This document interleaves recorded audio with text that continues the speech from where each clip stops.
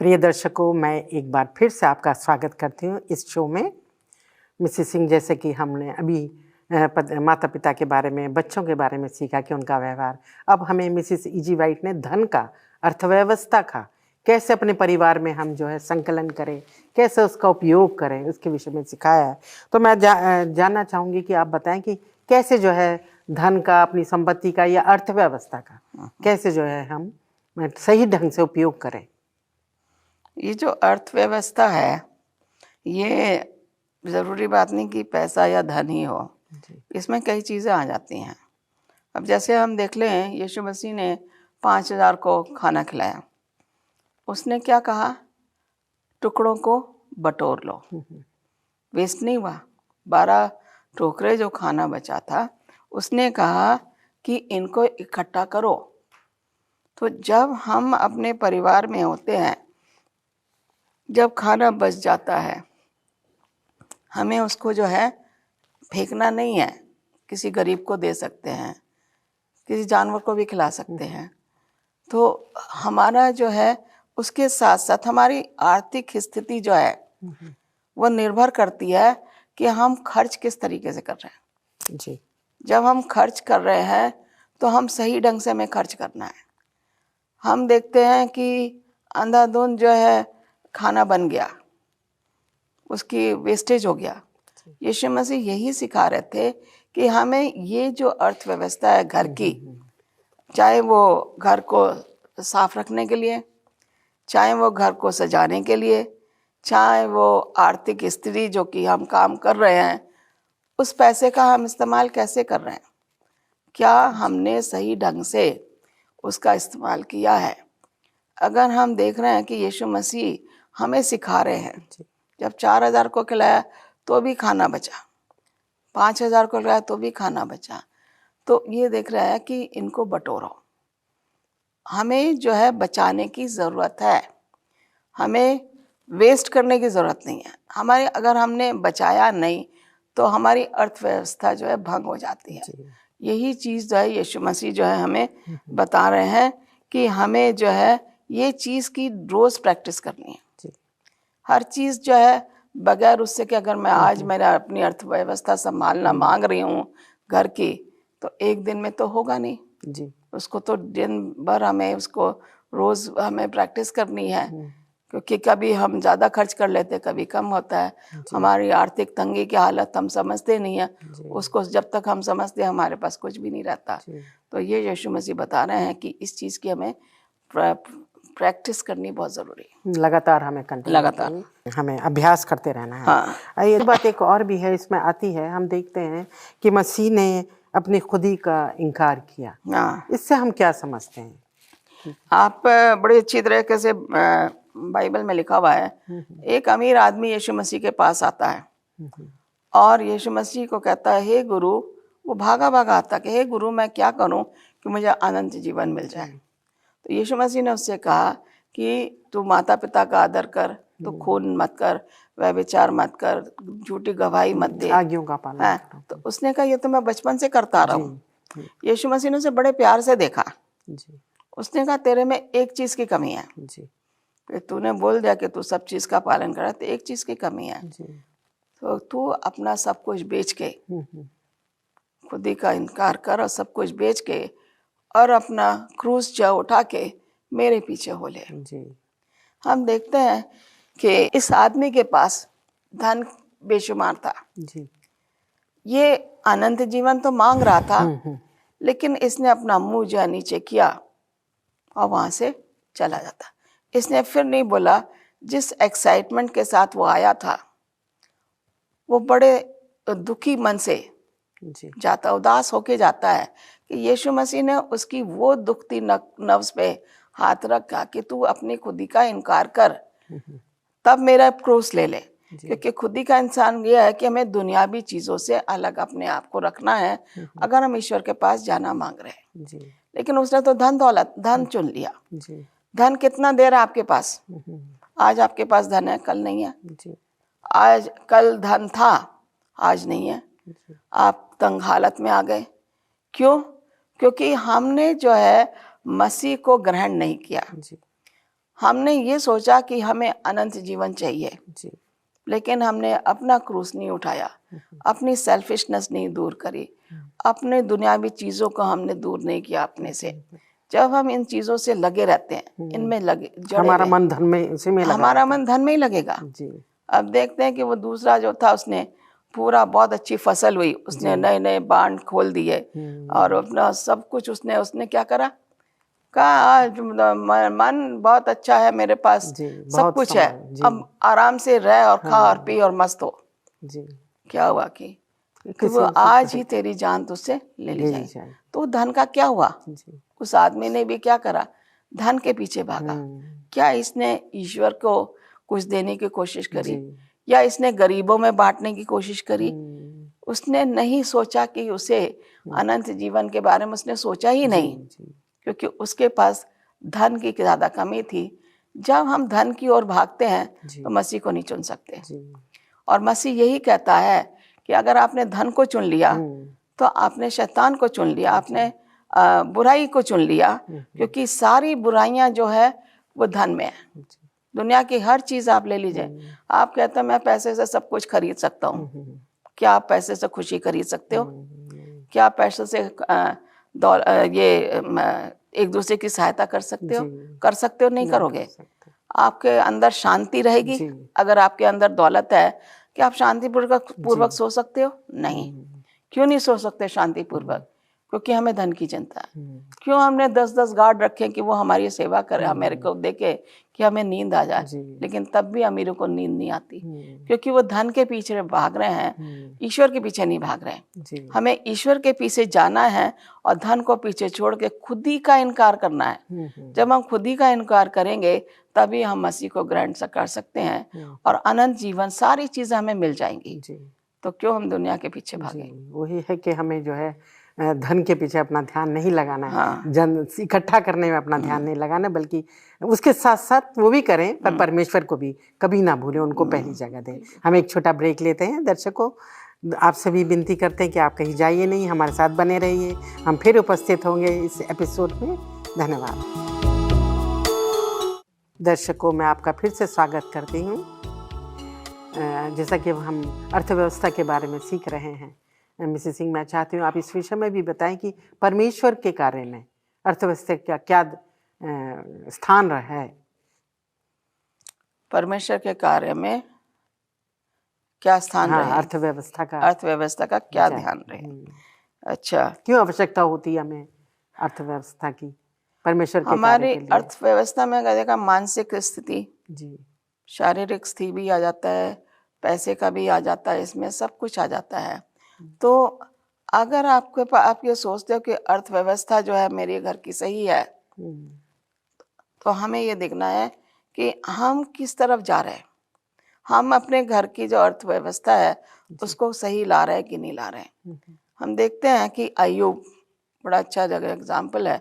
अय्यूब को देखा जाए, उसके पास क्या था? भेड़ बकरियां, ऊंट, गधे, खच्चर, सभी बहुत धन दौलत था। लेकिन वो क्या करता था? वो परमेश्वर के क्या करता था? कुर्बानी करता था। जब उसके बच्चे आपस में बैठ के वो खाना वगैरह खाते थे तो उनके लिए माफी मांगता था। अगर हमें परिवार की अर्थव्यवस्था सही रखनी है तो हमें मसीह को पहला स्थान देना है, क्योंकि अय्यूब ने जो है वो उनके पापों की क्षमा मांगता था, है ना। तो जब हमें अपनी जो अर्थव्यवस्था है, लाइकली अगर देखा जाए, हमारे पास लोगों के पास धन है, कोई दूसरे तरीके से धन को कमा रहा, कोई सेकेंड हैंड तरीके से कमा रहा, कोई सच्चे तरीके से धन को कमा रहा है। कमा सब रहे हैं, लेकिन उनकी अर्थव्यवस्था क्या है घर की?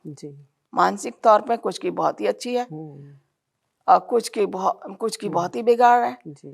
तो ये हमारा जो निर्भर करता है कि हमारा रिश्ता परमेश्वर से हम कैसे बना रहे हैं, तभी हमारे घर की अर्थव्यवस्था सही रहेगी।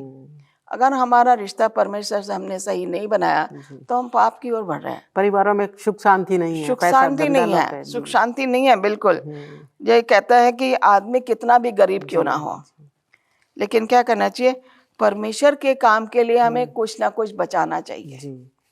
आप रूखी रोटी खा लो, लेकिन आप ये देखो, मैं ये देखती हूँ कि मिज़ो में, नॉर्थ ईस्ट में देखा जाए, वो अगर खाना पका रहे हैं, चावल पका रहे हैं, तो जितना वो परिवार के लिए बनाएंगे तो उससे 10वां अंश जो है वो, अगर उन्हें 10 कप बनाने तो 1 कप किसी और दही के लिए रख लेते हैं, बचा के रखते हैं।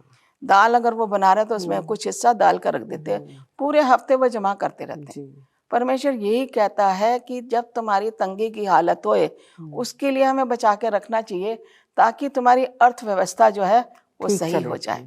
लेकिन अगर आपने बचाना ही नहीं सीखा है तो आपकी अर्थव्यवस्था तो वैसे ही भंग हो जाएगी, और जब हमारी अर्थव्यवस्था भंग होगी तो हम परमेश्वर से भी दूर जाएंगे। परमेश्वर के पास रहना है तो हमें परमेश्वर के जो वचन है उसके पालन करना, नियमों का, कि कैसे हम अपनी अर्थव्यवस्था को भंग नहीं होने देंगे, हम परमेश्वर के नजदीक रहेंगे। और जब हम ऐसा करेंगे तो परमेश्वर हमारे साथ रहेगा। जी। और एक बात भी और है कि कई बार हम जरूरत से ज्यादा खर्चा कर देते हैं, जो हमारे पास इतना है नहीं, उससे ज्यादा। उस पर आप क्या कहना चाहेंगे? जरूरत से ज्यादा खर्चा करना, अगर अमीर आदमी खर्च कर रहा है तो उसके पास तो पैसों की खान है जी। अगर मिडिल क्लास आदमी खर्च अपने से ज्यादा खर्चा कर रहा है तो उसको उधार लेना पड़ेगा, ठीक है। और अगर गरीब तो कर ही नहीं पाएगा जी, क्योंकि वो तो रोज के रोज उसने लेबर का काम करना है, और उसे एक दिन एक या 2 टाइम की उसके रोटी परिवार के लिए दे रहा है, तो वो तो आराम से सोएगा, है ना। तो हम यहाँ देख रहे हैं कि अधिक खर्च जो है, हम क्या कर रहे हैं खर्च करके, हम खुद ही को जो है इनकार कर रहे हैं, खुद ही का इनकार नहीं कर रहे हैं। हम अगर हमारा काम 100 रुपए में चल रहा है और अगर हम 200 रुपए खर्च करें, क्या वो हमारे लिए अक्लमंदी वाली बात है? नहीं जी। आप देखो, चींटी मेहनत करती है जी, और चींटी बारिश के लिए बचा के रखती है। कौवा मेहनत नहीं करता और ना वो बारिश के लिए नहीं बचाता। दोनों में जमीन आसमान का फर्क है। जो अक्लमंद इंसान है वो क्या करेगा, वो अपने उस समय के लिए पैसा बचा के रखेगा। मिसेस जीजी वाइट कहती हैं, सिस्टर वाइट कहती हैं कि हमें उन दिनों के लिए सोचना चाहिए कि जब हमारे पास संकट की घड़ी आए तो हमें क्या करना है। ये जो हम अधिक खर्चा कर रहे हैं, हमें अपने खर्चों को कम करना है। जरूरत नहीं है हम खर्चा, हमें जरूरत नहीं, हम खर्चा कर रहे हैं जी। अब हमारे पास रजाई भी है, ब्लैंकेट भी है, फिर भी आप 2 ब्लैंकेट और खरीद के लाए, जबकि आपको जरूरत नहीं है जी। आपने वो जो 2 ब्लैंकेट खरीदे, कल को कोई एक्सीडेंट हो गया फैमिली में और आपको पैसे की जरूरत है, आपने पैसा नहीं बचाया, आपको मदद करने कौन आएगा? कोई भी नहीं आएगा। क्योंकि यहाँ पे यीशु मसीह भी कहते हैं कि वो, जब मैं बता रही थी कि बटोरो, टुकड़ों को बटोरो, वो कह रहा है जितना तुम कमा रहे हो उसमें से बचा के रखो। कब के लिए? संकट के दिनों के लिए। अगर हम संकट के दिनों के लिए बचा नहीं रहे, हम अपनी कुर्बानी नहीं दे रहे। कुछ पेरेंट्स है कुर्बानी देके कि अच्छा चलो मैं अपने लिए कपड़ा नहीं खरीदूंगा, मैं अपने बच्चे के लिए खरीदूंगा, या मैं अपनी वाइफ को खुश करना मांगता हूँ तो उसके लिए मैं कुछ खरीद देता हूँ, अपने लिए नहीं खरीदूंगा। क्यों? वो अपनी सेक्रीफाइस करके अपने परिवार को खुश कर रहा है। हमारे पास जो पैसा है, क्या हम ईश्वर को खुश कर रहे हैं जी?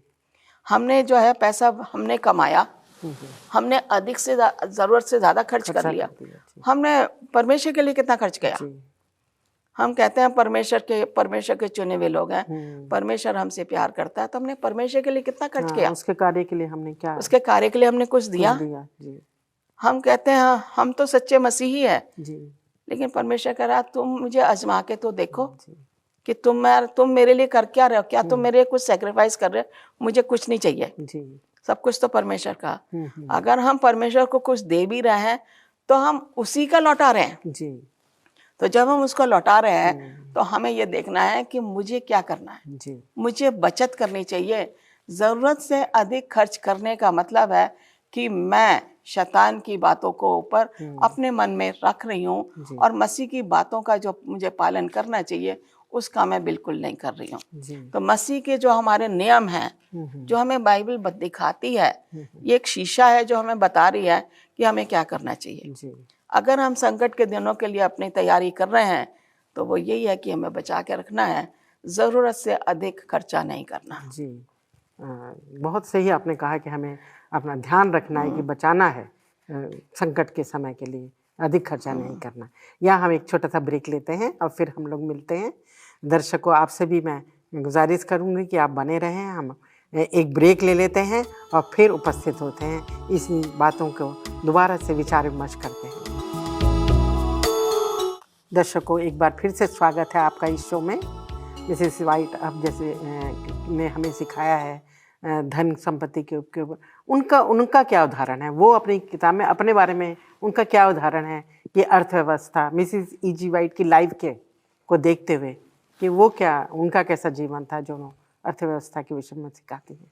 उससे पहले हम एक और क्वेश्चन ले लें। आधुनिक प्रकार के पड़ोसियों से हमें दूरी क्यों रखनी चाहिए?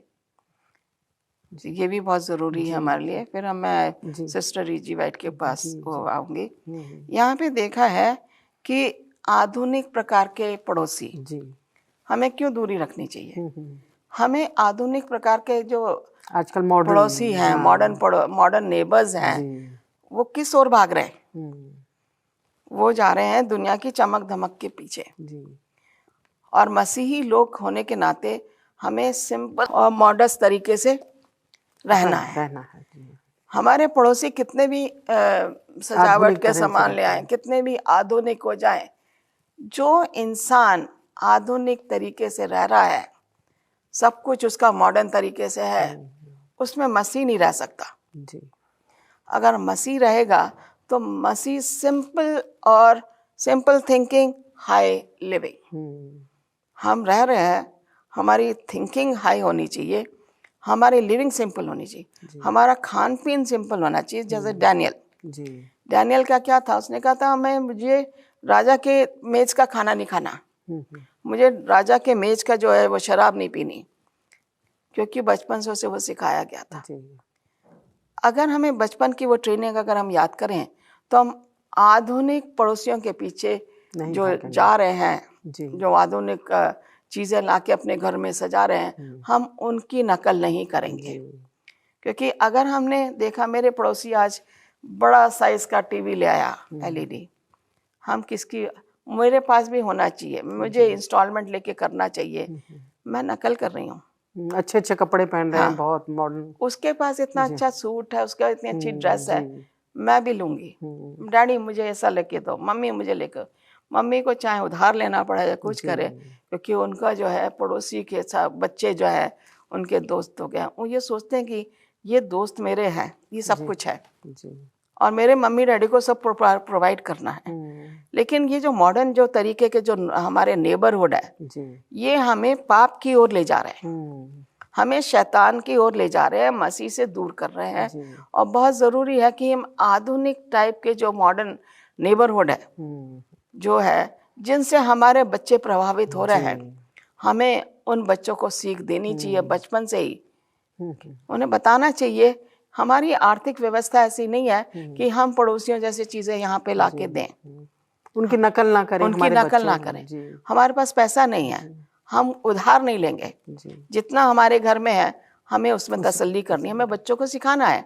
और प्रार्थना में उनके साथ उनको बताइए कि बाइबल ये कह रही है कि हमें आधुनिक वस्तुओं की ओर नहीं जाना है, और लेकिन हम फिर भी जा रहे हैं, है ना। हमें चमक धमक दुनिया की बहुत अच्छी लगती है, लेकिन हम ये नहीं देखते कि मसीह की लाइफ जो है एक साधारण सैक्रिफाइस वाली लाइफ है, एक बलिदान की लाइफ है, एक हम अपने आप को डिनाई कर रहे हैं मसीह की ओर जाने के लिए, हम स्वर्ग की ओर बढ़ना मांग रहे हैं, ना कि हेल की ओर। तो जब हमारा रास्ता मसीह की ओर जा रहा है, सकरा रास्ता जिसके हम बढ़ रहे हैं, तो हमें चौड़े रास्ते की ओर क्यों जाए? हमें चौड़े और रास्ते की ओर जाने की ज़रूरत नहीं है। हमें उन पड़ोसियों से दूर रहना चाहिए जो हमारे बच्चों को बुराई की ओर ले जा रहे हैं। और चमक दमक दुनिया की एक पाप है, वो उससे पैसा भी उसी में आ जाता है, क्योंकि हम देखें पैसे से ही सब कुछ खरीदा जाता है। दुनिया की चमक धमक पैसे से ही खरीदी जाती है। मसीह के साथ चलना है तो हमें ये सब नेबर से दूर रहना है। जी, वो मिसेस E.G. वाइट का जो मिसेस E.G. वाइट का जो उदाहरण है, उनकी लाइफ बड़ी सिंपल थी। उनके पास ज़्यादा वो भी नहीं था, वो बहुत ही मिडिल फैमिली से थी, और उनका रहन सहन भी बहुत सिंपल था और उनके बहन भाई काफ़ी थे। और हम देख रहे हैं कि उन्होंने जो है अपना जीवन, जब वो 17 साल की थी, अपना जीवन यीशु मसीह को समर्पित कर दिया जी। और मैं ये सोचती हूँ कि यीशु मसीह को जब उन्होंने अपना जीवन समर्पित किया तो उन्होंने स्वर्ग का रास्ता चुना। हम देखते हैं आज हम एलन जी वाइट को कहते हैं कि वो क्या है, हमारे ज़माने की प्रॉफेटस या भविष्यवक्ता। और यीशु उसके द्वारा उसे कई रोया दर्शन दिए गए और दर्शन में बताया गया। हर टॉपिक पे सिस्टर वाइट ने लिखा हुआ है कि हमारी लिविंग कैसी होनी चाहिए, सिंपल। वो सिंपल रहती थी, उसमें कोई तड़क भड़क नहीं थी। और परमेश्वर के कार्य के लिए कितना, और परमेश्वर के कार्य, बीमार भी होती तो भी जाती थी वो लेक्चर देने। और जब वो मीटिंग में जाती थी तो वहीं पे उसे दर्शन हो जाता था और जो दर्शन में से दिखाया जाता था वो लोगों को बताती थी। हमारा यही है कि जो हमारे पास ये रोशनी है, ये रोशनी हमें अपने तक सीमित नहीं रखनी, हमें दूसरों को सीमित करनी है। क्योंकि मिसेस एलन जी वाइट ने कभी पीछे नहीं झिझकी, हिचकिचाहट नहीं आई, उनकी हेजिटेंसी नहीं हुई। और वो एकदम से जैसी उन्हें बताया गया दर्शन, उन्होंने सीधा लोगों के बीच में जाके बता दिया। ये है, वो एक कमज़ोर सी औरत थी, लेकिन मसीह में वो क्या थी, बहुत वो थी जी। और मेहनत भी की, परिश्रम उसने किया, बहुत मेहनत की है। किताबें लिखी उसने, जो किताबें उसने लिखी है, 3री क्लास उसने पढ़ी थी और उसकी नॉलेज जो है कोई पीएचडी वाला भी नहीं करेगा। तो हम ये देखते हैं कि E.G. वाइट की जो हमारे पास है, एक नबिया है आज के ज़माने की, जो हमें परमेश्वर की ओर ले जा रही है। उसकी राइटिंग जो है, हम कहते हैं कि lesser writing leading to the greater light.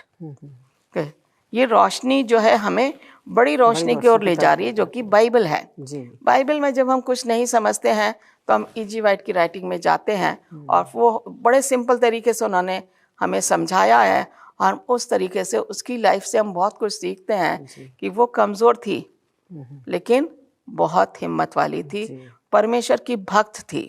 और परमेश्वर की भक्त होने के नाते उसने लोगों के जो है दिलों को जीत लिया।